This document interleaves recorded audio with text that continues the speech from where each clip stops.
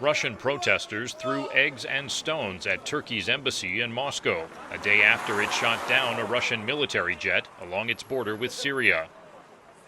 Russia's leaders warned against visits to Turkey, which they accused of provocation and supporting terrorism.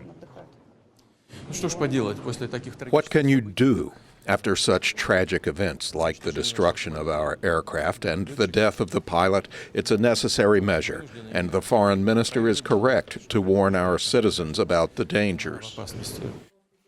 But others, including Turkey, played down the incident, the first between a NATO member and Russia in decades. We have no intention of escalating this incident.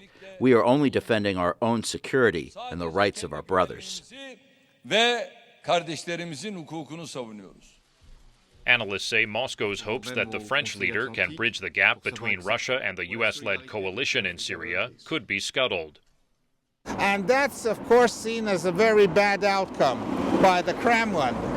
And that makes Putin even more angry, because he believes that the Turks did this thing, shot down a Russian plane, also to torpedo possibility of forming this big coalition.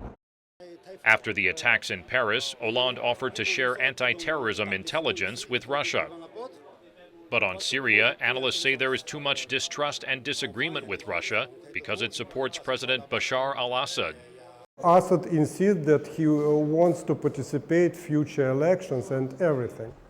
Second, and it looks that until now, sides did not come to the agreement who these terrorists are, how to divide anti-Assad rebels from IS and other terrorist organizations.